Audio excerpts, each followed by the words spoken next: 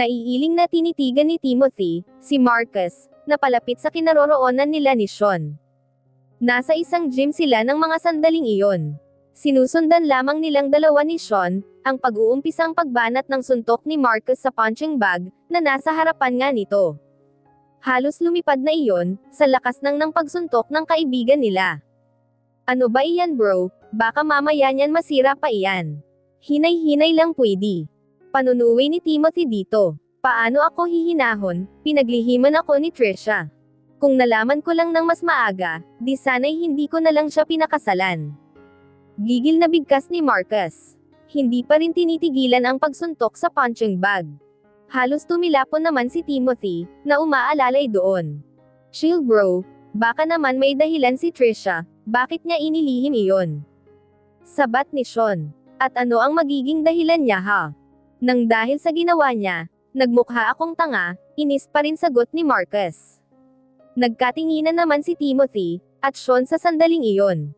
Ang mabuti pa, kausapin mo na lamang si Trisha sa bagay na iyan. Patuloy ni Sean. Huwag ka nga bro, bakit si Marcus pa ang magtatanong? Dapat kasi talaga, noong una pa lang, ay sinabi na ni Trisha. Pang-aayon naman ni Timothy kay Marcus. Ang sa akin lang naman, ay mas okay na pag-usapan nilang dalawa iyan. Dahil unay mag-asawa sila, payo ni Sean. Natigilan naman si Marcus.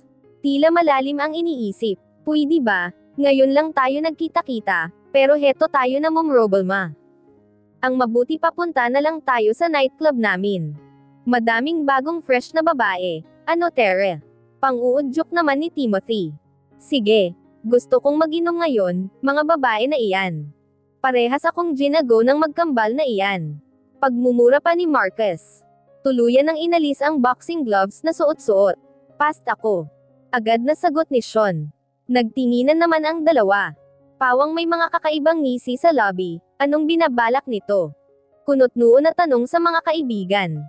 Hindi na umimik ang dalawa, at agad na hinawakan ng mga ito si Sean. Mga sira. Hinihintay ako ng mga anak ko. Sigaw ni Sean. Na, manahimik ka na lang Sean, tatagawan ko si Carol, siya na muna ang bahala na magbantay kina Shin, at Estelar. No worries okay, wika ni Marcus. Dahil sadyang makulit ang dalawang best friend ni Sean, ay hindi na ito nakapalag. Tuluyang natuloy ang mga ito sa Heaven's Peak Clubhouse ni na Timothy. Katulad noong mga high school sila, buong magdamag silang nag-inom. Nagkwentuhan ng mga kalokohan dati, kahit paano, ay nakalimutan ni Marcus ang suliranin ukol sa asawa.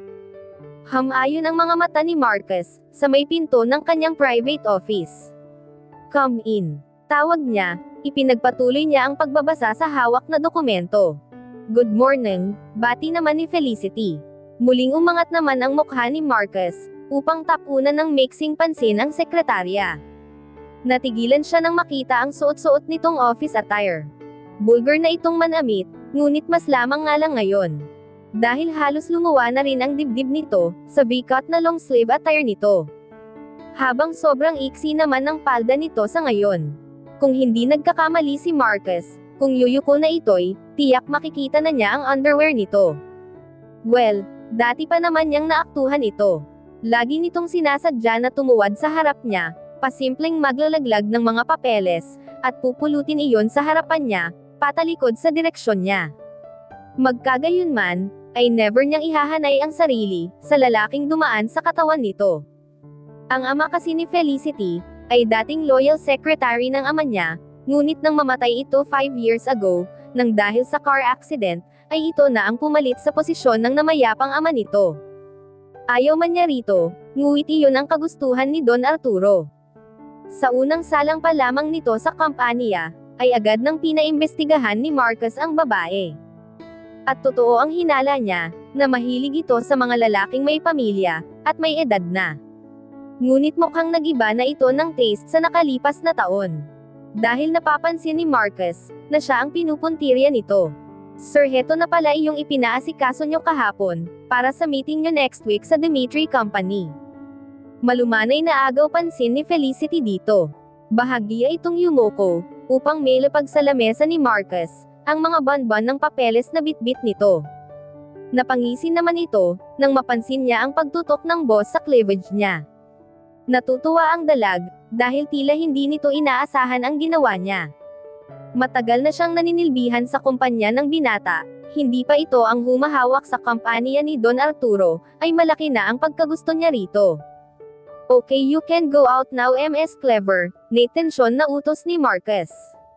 Okay sir, tawag ka lang sa intercom, kapag may ipapagawa ka pa. Anas ni Felicity. Napatango-tango naman si Marcus, na nanatiling tutok sa binabasa. Tuluyan nang naglakad paalis ang babae, she walked in a seductive way. Hindi naman siya nabigo, dahil nahuli niyang nakatingin si Marcus, sa mambak niyang likuran. Ramdam niyang naapektuhan na ito sa pagpapakita niya. Tingnan natin, kung hanggang kailan ang pagpipigil mo. Bulong ni Felicity sa kawalan. Nag-alis ng bar sa lalamunan si Marcus, pagkatapos na makaalis ng secretary niya. Agad siyang naglabas ng stick ng sigarilyo, at walang pasakalye na sinindihan iyon. Sunod-sunod siyang humitit, at bumuga ng usok, gracious. Don't attempt me. Paipang pagmumura ni Marcus, mula sa isipan. Kahit bawal na manigarilyo sa loob ng opisina niya, binaliwala niya. Kailan lang, ay muli silang nagkaaway ni Trisha. Habang tumatagal, ay lalong lumalamig ang pakikitungo nila sa bawat isa. Hinihintay niya itong mag-open up, nang dahil sa naging karamdaman nito. Ngunit magpahanggan ngayon, ay nanatili itong tahimik, at sa bawat araw na nagdaan, ay lalong lumalaki ang puwang sa pagitan nila nito. Bakit hindi mo pa kasi diretsahin? Sagot ni Timothy, nang minsan nagpunta si Marcus sa hideout nito. Lagi itong naroon, minsan ay natutulog na rin si Timothy doon. Tahimik kasi roon, na nagbibigay ng payapa sa binata.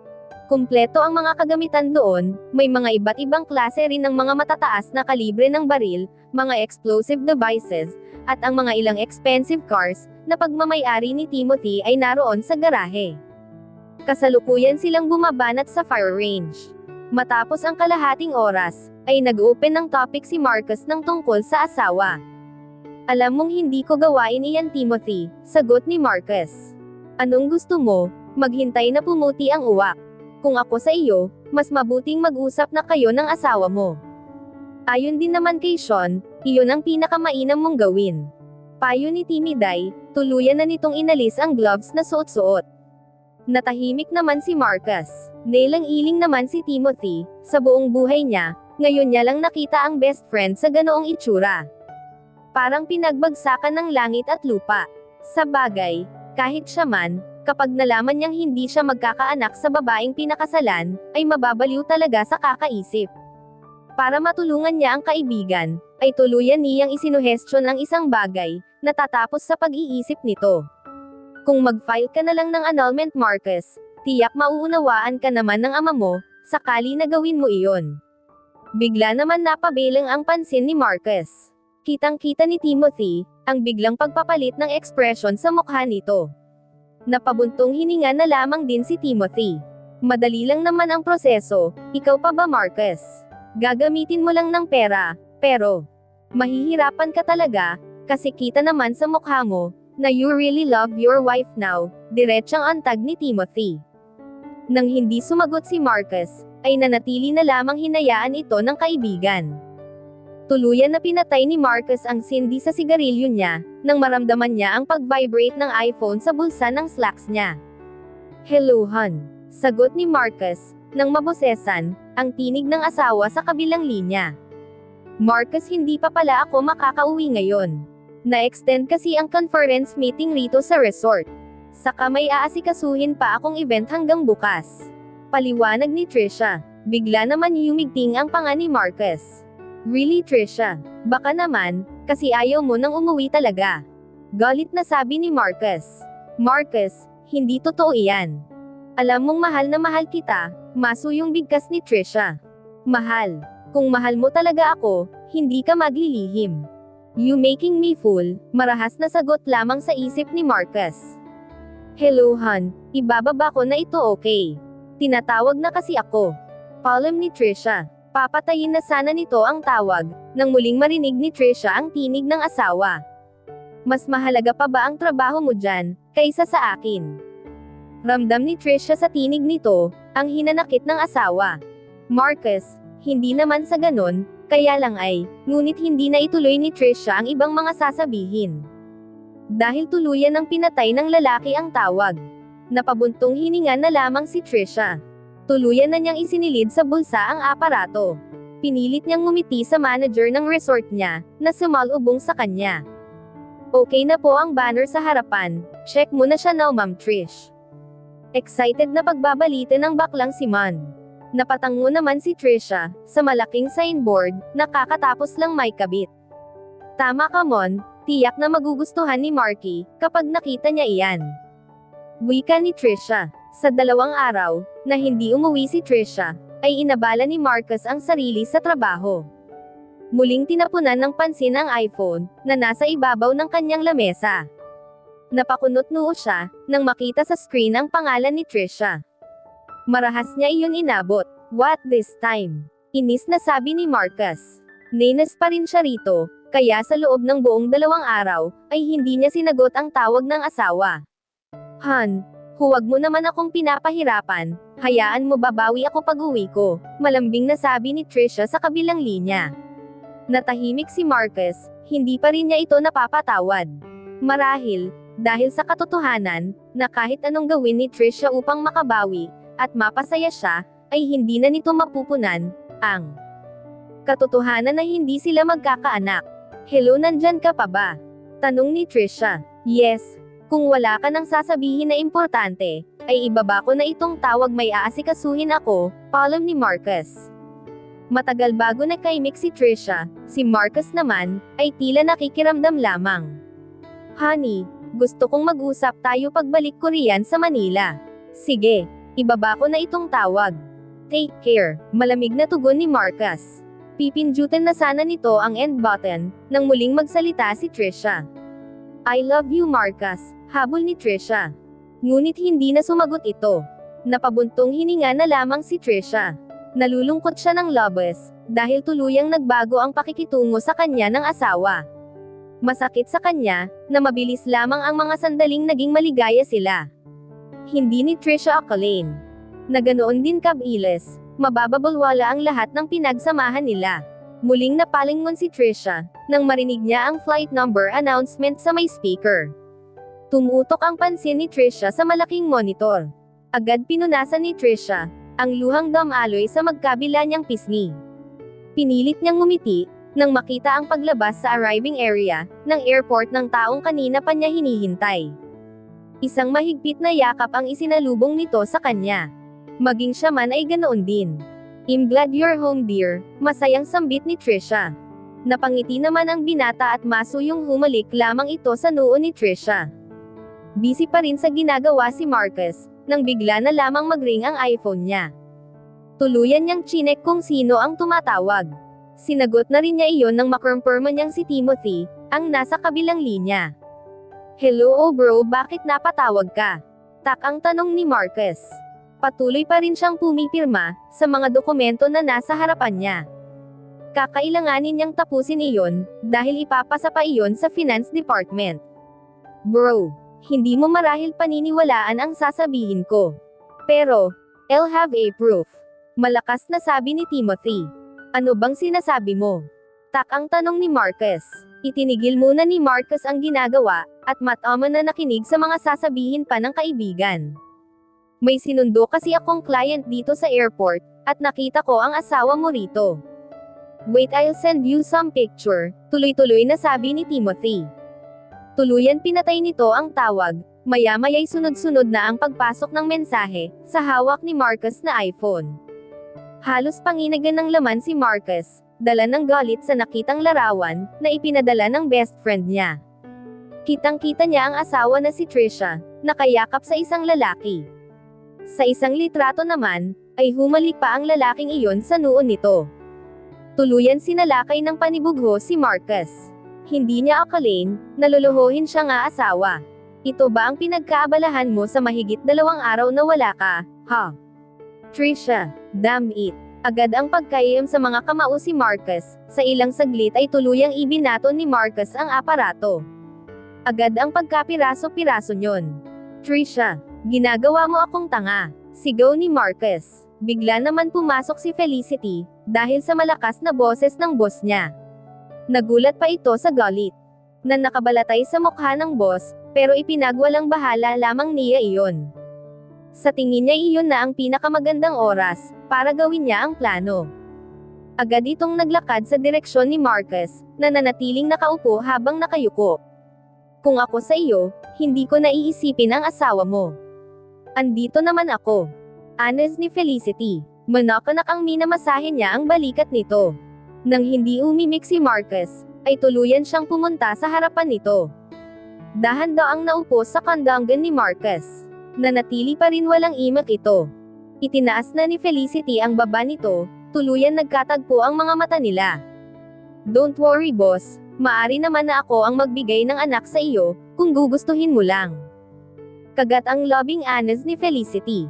Bahagya nitong inilapit ang mukha sa lalaki. Napangiti si Felicity, nang hinayaan siya ni Marcus. Tuluyan idinikit ng babae kay Marcus ang katawan. Tuloy-tuloy lamang ang paglalakad ni Tricia, at ng lalaking kasama sa compound ng Illustra Empire. Tiyak na ikatutuwa ni Marcus, na makilala ka, agaw pansin ni Tricia rito. Matipid lamang ng ngiti ang kasama niya. Tuluyan lumabas ang dalawa sa elevator, sa ilang segundo, ay nakarating sila sa harapan pinto ng opisina ni Marcus. Nagtaka si Tricia, dahil wala ang secretary nito sa station. Dito ka lang, ako muna ang magpapakita, bilin niya. Tumango naman ang kasama niya. Akmang kakatok si Tricia sa pinto, nang mapansin niyang nakabukas ng kaunti iyon. Walang alinlangan na itinulak niya iyon. Ang eksena na naratnan niya'y hindi niya kinaya. Unti-unting humalagpos ang mga butil ng luha sa mata ni Tricia. Agad siyang naglakad ng tahimik palayo, pinigilan niya ang umiyak. Taka naman napatingin si Marky rito. Kahit hindi magsalita si Tricia, bakas sa mukha nito na may dinaramdam ito. Tara na, hila sa kanya nito. Wala nang nagawa si Marky, saglit muna nitong nilinggan ang opisina na nilabasan ni Tricia. Kahit hindi magsalita ito, ay ramdam niyang may inililihim ito. Matiim na titig na lamang ang iniwan ng binata, sa opisina ni Marcus, bago sila tuluyan makaliko. Dama ni Marcus ang katawan ni Felicity na nakasandig sa kanya. Hinayaan niya ang babing haplasan siya, kahit saglit, gusto niyang ilayo ang isipan sa asawa niyang taksil. I'll make you happy Marcus, pangako ko sa'yo yan, anas ni Felicity. Tangka na sana nitong ididikit ang labi sa bibig niya, nang bigla na lamang ni Marcus itong itinulak palayo. Bigla siyang nahimasmasan buhat sa sinabing salita ento. Anong ginagawa mo Marcus? Ano nang silbi ng ipinangako mo kay Tricia? Pangangaral ni Marcus sa isip. Why Marcus? Ayaw mo ba ng ganito? Kagat-labi na tanong ng babae, upang bamaling ang pansin niya rito. Isa-isang pinag-aalis ni Felicity, ang mga butones sa blusa nito. Stop doing that Ms. Clever. Sigaw ni Marcus. Ngunit tila walang naririnig ang babae, at patuloy lamang ito sa ginagawa. Hanggang sa tumambad sa binata, ang katawan ng sekretarya. Napangisi ito, nang makita niya kung gaano tingnan ng boss niya, ang mga iyon. Mas ginalingan na niya, tuluyang umupo sa lamesa si Felicity, at tuluyan ibinuka ang magkabilang hita. Wala siyang suot na panloob, kaya alam niyang kitang-kita ng boss niya ang harapan niya. Nakaramdam ng tagumpay si Felicity, nang lumapit si Marcus sa kanya. Mukhang makakamit na niya ang langit ngayon, sa piling ng boss niya, na matagal niya rin pinangarap. Ngunit napasinghap si Felicity, damputin mula sa swivel chair nito, at ibato sa kanya ni Marcus, ang American coat nito. What's wrong with you? Gigil na sabi ng babae. Get out to my office. Kung ayaw mong ipakaladkad pa kita sa mga security guards. Galit na bulyo ni Marcus. Agad naman inayos ni Felicity ang sarili, alam niyang hindi nagbibiro ang amo. Sa itsura nito'y, tila anumang oras, ay masasekal siya nito. Palabas na siya ng pinto, nang muli niyang marinig ang tinig ni Marcus. Ms. Clever, starting tomorrow, ay hindi ka napapasok sa kumpanya ko. Kapag nagpumilit ka pa, ipapatay na kita. Mariing bigkas ni Marcus. Napaawang na lamang ang lobby ng dalaga, nagpatango-tango siya, at tuluyan lumabas ng pinto. Naipadyak ni Felicity ang mga paa, pagkatapos niyang maisara ang pinto, hindi niya akalain na tatanggihan siya ng boss. Lalong hindi siya makapaniwala, na di man lang ito nadarang sa paghuhubad niya. Isa kang bato Mr. Marcus Illustra. Magsama kayo ng asawa mong walang silbi. Sigaw ni Felicity, sa nakasaradong pinto. Agad na niyang kinuha ang mamahaling shoulder bag, na bigay ng sugar daddy niyang nakapatong sa lamesa niya. Wala siyang kabog-abog na naglakad, papunta sa may elevator para umuwi. Tuluyan na isinara ni Trisha, ang pinto ng silid ni Marky. Nagbili na siya sa mga employee niya, na kapag hinanap siya ng binata, ay sabihin dito na umuwi muna siya sa Manila. Ayaw na sana niyang kausapin si Marcus, dahil kitang-kita naman ng dalawa niyang mata, na nagtataksil ito sa kanya. Agad niyang pinalis sa isipan ang tagpo, kung saan nakita niyang nakakandong ang secretary sa asawa niya, at tila naghahalikan. Mapait siyang napangiti, habang hilom na ng luha ang mga mata niya. Bakit hindi ko agad naisip iyon, panunuya ni Trisha sa sarili. Hindi niya malubos maisip, na may relasyon ang asawa, at ang secretary nito. Mabilis niyang pinaharurot, ang kinalulunan na kotse. Maghahating gabi na, kaya mangilan-ngilan na lamang ang mga sasakyan sa daan. Kaya upang mapabilis siyang mag-drive, wala pang 2 oras, ay tuluyan si Trisha, nakarating sa bahay nila. Mabilis na niyang iginarahe ang kotse.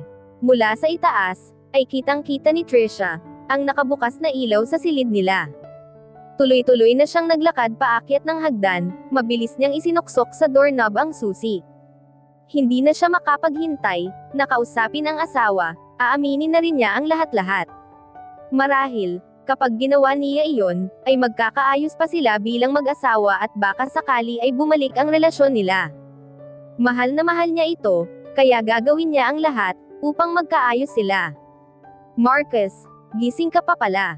Maari ba tayong mag-usap para ngunit tuluyan natigil ang ibang sasabihin pa ni Trisha. Nang tuluyan niyang mabuksan ang pinto, at tumambad sa kanya ang kasalukuyan paggamit ng asawa, ng isang klase ng ipinagbabawal na gamot. Akala ni Trisha, tuluyan nang nagbago ito. Ayon rito'y, matagal nang hindi ito gumagamit, ngunit tila nagsinungaling sa kanya ito. Akala ko tumigil ka na sa bisyong iyan. Sinungaling ka Marcus. I'm so disappointed to you, na babae ka na nga, panay pa rin pala ang singhot mo biyan. Naghihinakit na sigaw ni Trisha. Bigla siyang kinabahan, nang tumayo si Marcus, at matem na nakatingin lamang sa kanya.